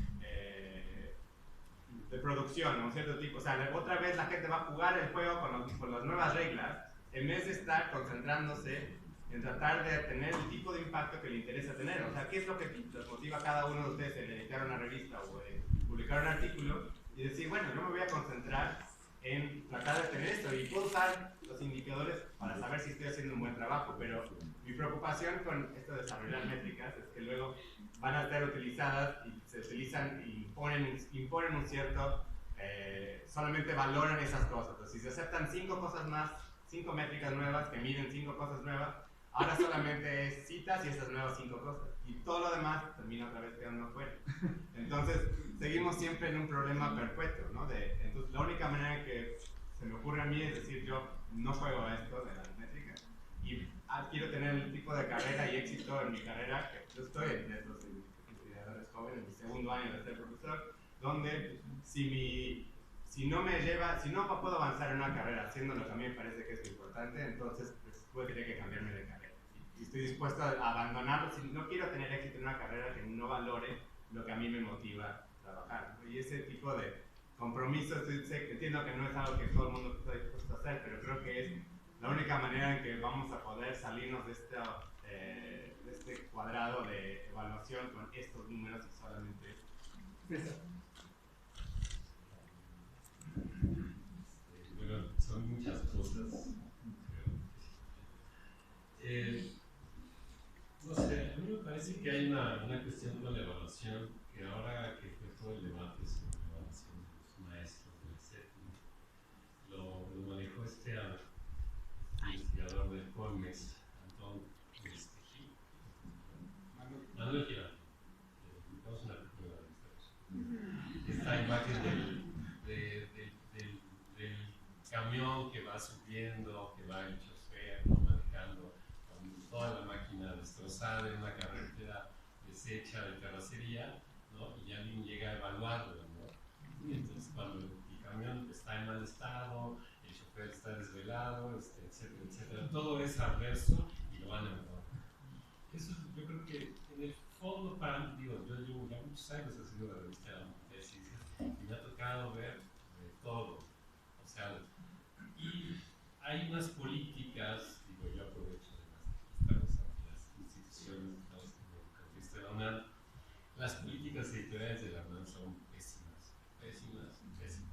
O sea, de verdad, yo solo puedo decir eso así de claro. La revista de la facultad, afortunadamente, es una revista que se vende bien, o sea, tenemos anotados más de la mitad de los ejemplares, de los OSA hay pocos, son 4.500 ejemplares, que es poco, ¿no? Pero para un tiraje en México los libros se imprimen a 1.000, antes estábamos en 2.000, han bajado a 1.000, ahora hay tirajes de 500, ¿no? Realmente ya si pega se hace un tiraje de... Ahora hicimos una colección de libros de 1.000 ejemplares y volaron desde la revista, es decir, es un proyecto que puede ser que va caminando, porque las ventas de alguna manera, yo creo que son de los indicadores que pueden ser peores en el sentido de lo que se vende varios, ¿no? Pero cuando es un proyecto con tan poco apoyo, tan poca difusión y demás, las ventas sí significan algo. Quiere decir que la gente busca la revista, paga sus 30, 40 pesos y bueno, les cambia los precios por las políticas de unos quieren obligar a subirlos, otros no subirlos, una discusión, no metemos publicidad en la revista, pero el presupuesto tampoco fluye como debería ser. Es decir, para hacer esa revista tenemos siempre que estar solicitando el apoyo de pintores, de fotógrafos, gente que escribe sin que cobre, ¿no? No le estoy diciendo en plan de llorar, porque lo resuelvo afortunadamente. Y hay una red que nos apoya, ¿no? de artistas y demás. Y si uno compara, por ejemplo, la revista de la universidad, yo lo he hecho ya en varios foros, con todos los recursos que tiene, la temática que trata, que se supone que debe reflejar la actividad de la universidad como tal, y está limitada casi siempre a la literatura, porque es la cultura, ¿no? Universitaria y ciencia queda de repente, hay una cosa por ahí de Roger Bartra que habla de no sé qué, de ciencia, ¿no? Pero básicamente sigue siendo una cuestión de literatura y así se ha mantenido ya desde hace 10 años, un poco más, ¿no? 12 años. Y con todos los recursos y una distribución, diría, una institución bastante menor, ¿no? Eso es nada más un reflejo de la política.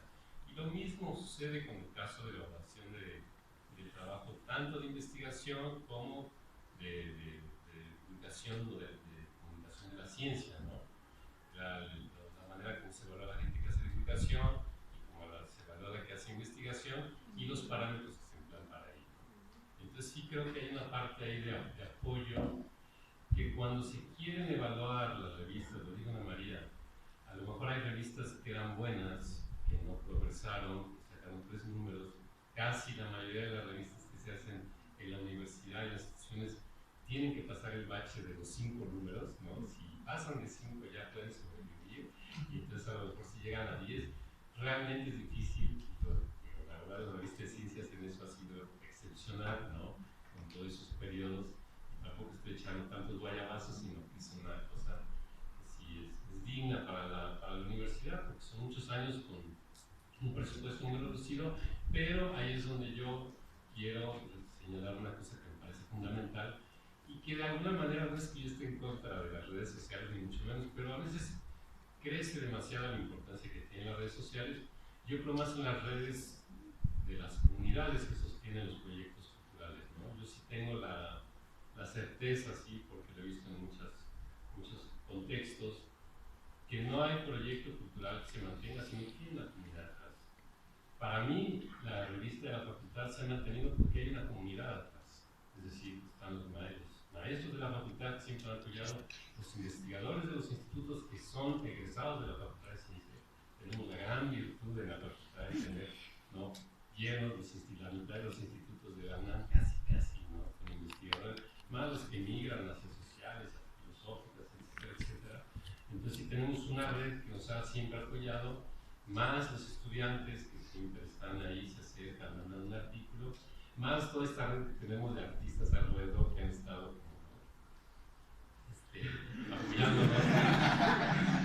Entonces me parece que las redes directas, luego los profesores que se acercan de las primarias, la gente de fuera, me parece que las redes que se pueden conformar alrededor de un proyecto, a veces son realmente los que la sostienen, ¿no? Realmente que no hay la política, por decirlo así, vertical, que voy a cerrar con eso, falla, ¿no?, porque desatiende cosas que son fundamentales o que están funcionando para atender a aquellas que solamente hacen vistoso el papel del señor rector, quien sea, pues, de muchos. O a veces algunas revistas que se perpetúan porque, como yo digo, y había puesto en algún momento un papelito en el cubículo, aquí no se resuelven problemas curriculares, aquí se hace una publicación, ¿no?, cultura científica, ¿no? Y hay revistas que están hechas para eso también, para resolver problemas curriculares. Sí, ya acabo. Entonces me parece que hay una parte que habrá que analizar de la política científica ligada a la política editorial, que es una cosa fundamental, la política cultural de la universidad, ¿no? Nada más. Bueno, vuelvan a invitar después. Después de estas breves intervenciones,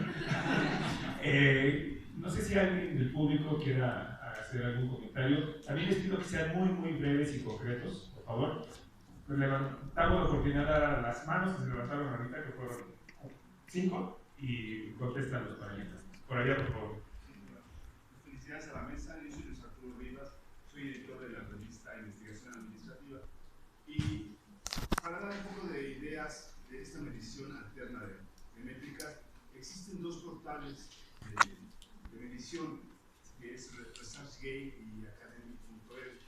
Ellos están haciendo el esfuerzo, yo lo veo, yo no lo conocía hasta hace poco que subí mi obra, de medir las descargas que se hacen, las lecturas que uno tiene, cuántas personas lo leyeron a uno en tal mes, e incluso tiene cosas simpáticas como, a mí cada semana me mandan medallas. Tú eres el más leído del departamento, y no sé si es el departamento todavía, ¿no? Pero entonces ellos ya están haciendo esas cosas y sí motivan a que uno haga otras cosas aparte de publicar para los colegas, ¿no? Entonces me gustaría que ustedes comentaran ResearchGate, que es el número 1. Hace poco BibLab, que se mandó muy honestamente, hay un ranking de repositorios, se llama, y BibLab está en el número 81 por ahí, y ResearchGate era el número 1 en el mundo. Entonces dije, o sea, es un estímulo. Entonces, bueno, no sé si los conocen y si pueden contarse por ahí.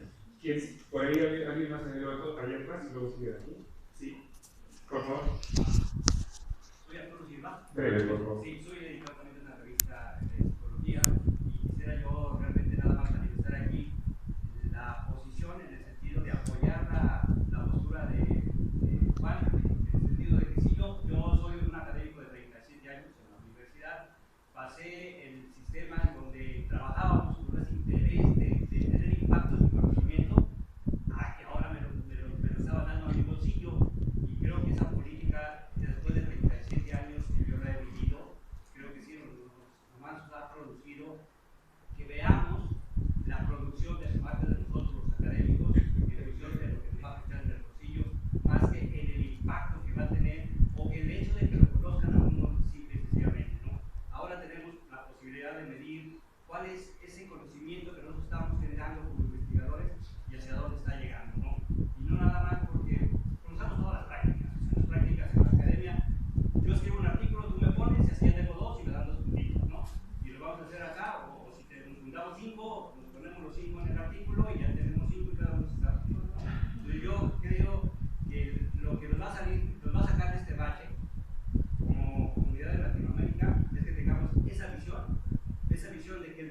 va a ser sobre el bolsillo. O sea, que perdamos la idea de que el beneficio va a ser sobre el bolsillo. La medición se debe de hacer, la evaluación también se debe de hacer, pero no pensando en que va a ser un beneficio al bolsillo, sino que va a ser un beneficio en términos del conocimiento y la difusión del conocimiento. Y pues es la nueva generación, ya me pasó, yo ya estoy estudiando en la universidad, pero es una nueva generación que también aquí hay varios, y que yo quiero que realmente esa concepción se pueda generar, o sea, una semilla para que esto cambie. O sea, no puede seguir así. Gracias. Por aquí. Breve, por favor. Sí, de la Revista Mexicana de Ciencias Forestales. Mi comentario va en el sentido que estos parámetros, estos índices para medir a las revistas, no solo impacta a los investigadores o a los editores de manera personal, sino que muchas instituciones también son un punto importante para para la autorización de los recursos, del presupuesto, para que funcione la revista. Yo creo que a mí sí me gustaría mucho conocer la opinión de los panelistas en este sentido, porque hasta el momento nos hemos referido de manera personal a los autores y a los editores. Gracias. Por aquí alguien más se los todos. Lourdes Robalo, vieja bibliotecaria. Me encantó la mesa y quisiera hacer dos anotaciones muy breves. Una, la parte que se refiere a la doctora Ana María y a Juan, en cuáles son, cómo vamos a medir las revistas, ¿no? En el caso de la UNAM en particular, el 45% del presupuesto que se gasta para revistas es para los institutos de investigación científica. El otro 45% son para las facultades. Y el 10% que queda son para todo lo de ciencias sociales y humanidades y las prepas. Bien, ¿quién va a formar a esos chicos, a los futuros investigadores? Los profesores. Por otra parte, yo trabajo realizando tesis de licenciatura que cumplan con cierta normatividad para poder recuperarla, no el contenido de la tesis.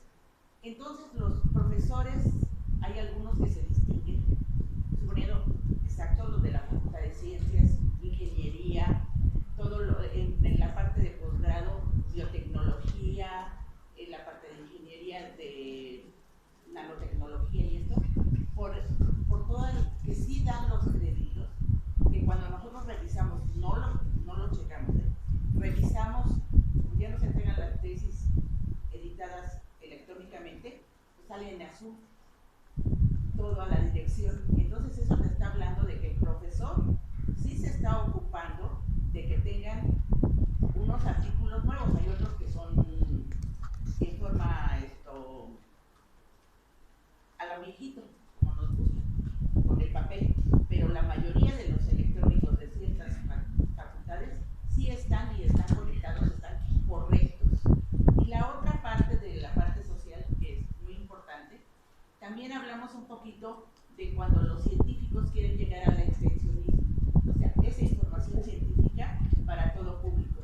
Y en la parte de medicina, que es donde más se publica, y la parte de agrícola, donde también se publica mucho, y por otra parte, la parte de ingeniería, como hasta la revista de Mecánico Popular, pues llegan a más cantidad de público. Pero nosotros quisiéramos, así como presentó el maestro de perfiles educativos, que esto se tomara así como un Padre Nuestro para la educación, la ciencia y la cultura, ¿no? O sea, estamos impactando, pero en todo.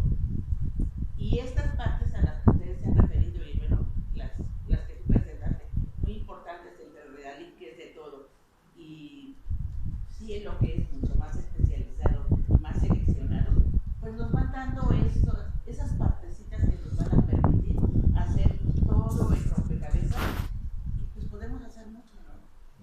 Gracias. Gracias. 30 segundos que ya nos están. Tienes 30 segundos para que muchas gracias. Mi nombre es Rafael Mejía, soy editor de la revista La Fotografía de México.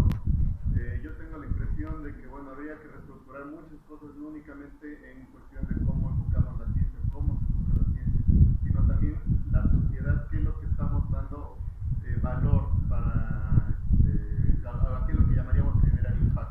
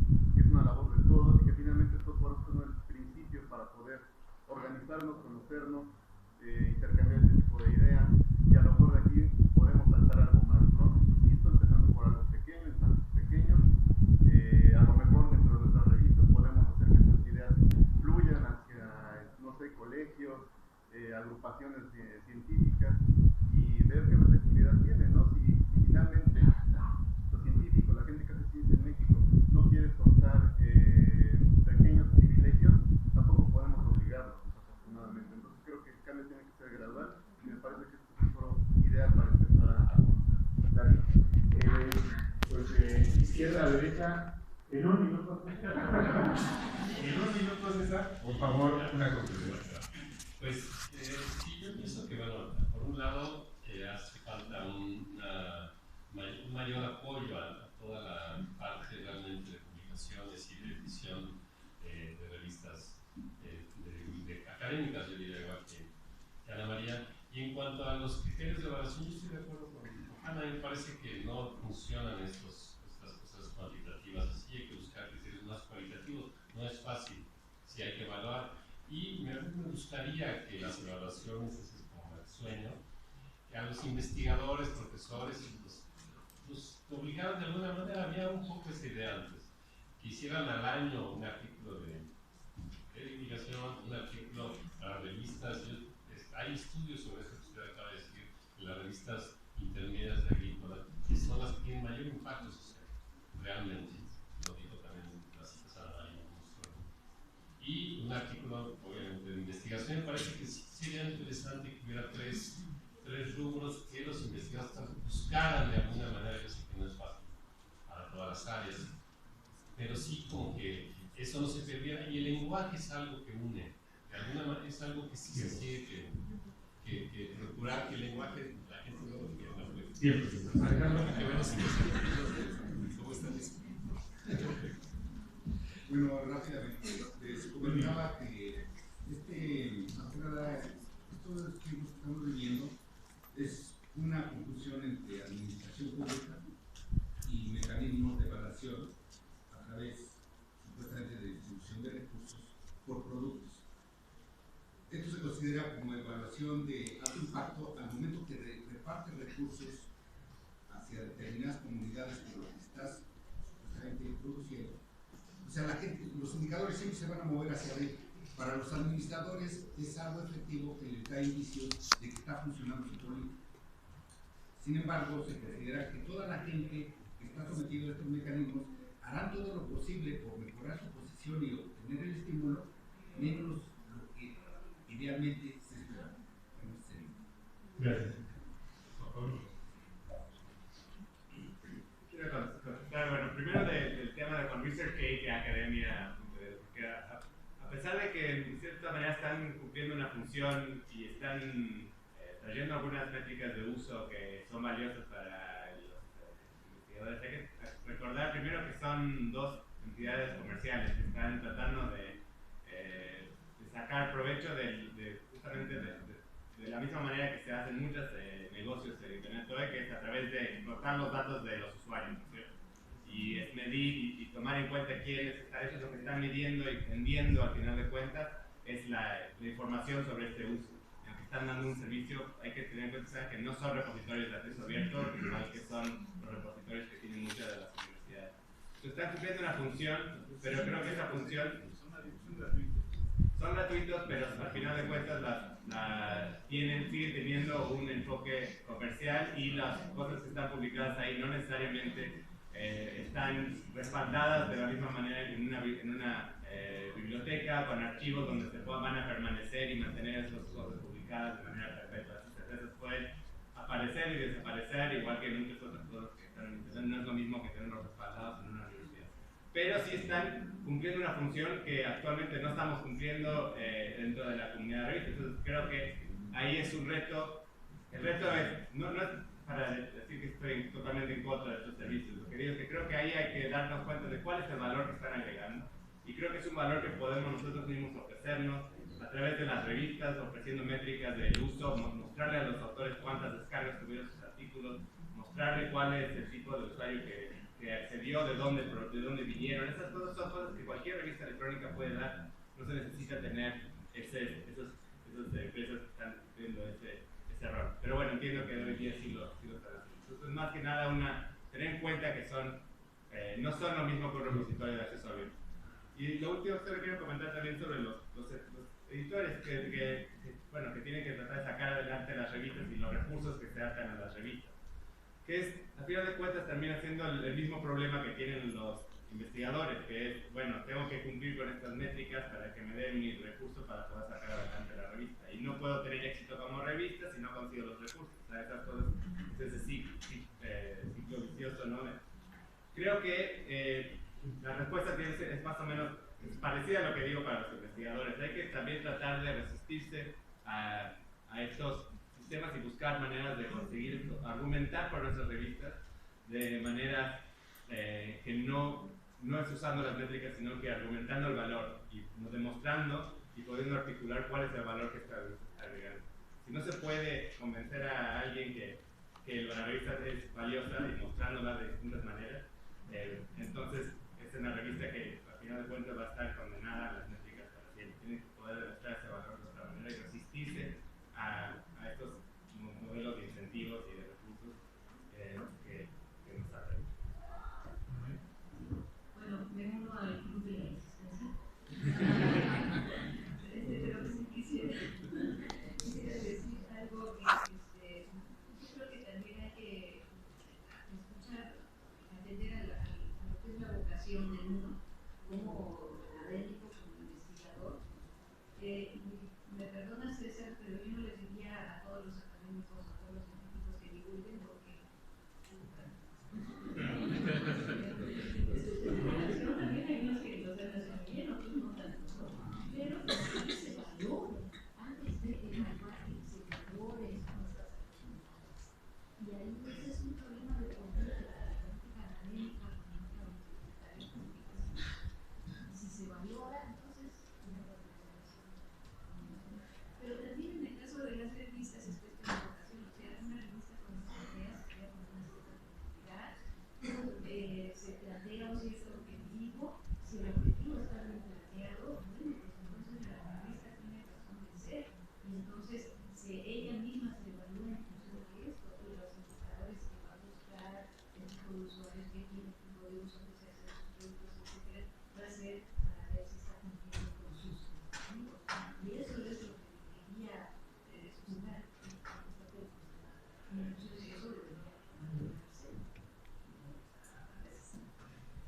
Bueno, pues gracias a todos los panelistas. El seminario se llama Permanente de Editores, así que nos toca a los editores hacer la concientización hacia todos los entes que participan dentro de nuestra revista, tanto los autores como los árbitros, como los mismos lectores, sobre estas nuevas alternativas, estas nuevas iniciativas que se están planteando y que se seguirán discutiendo en próximas mesas. Les invito a que participen también el siguiente mes en la mesa de Metaeditores, es el tema. Estará participando Eduardo Aguado, estará participando Antonio Sánchez Pereira y Claudio Mezcua. Estará moderando Octavio Alonso. Esto será en el mes de marzo. Todavía no tenemos la sede, pero va a ser en alguno de los recintos universitarios de Ciudad Universitaria. También los invitamos a que se inscriban y, de ser posible, pues asistan al segundo Congreso Nacional de Revistas que se llevará a cabo la última semana de abril en San Cristóbal de las Casas, donde, bueno, pues todos estos temas serán nuevamente discutidos y también trataremos de sacar algunas conclusiones para presentarlos en los sistemas nacionales. Les damos las gracias, César, Alejandro, Juan Pablo, Ana María. Muchas gracias por su atención. Les agradecemos por la atención. Buenas tardes.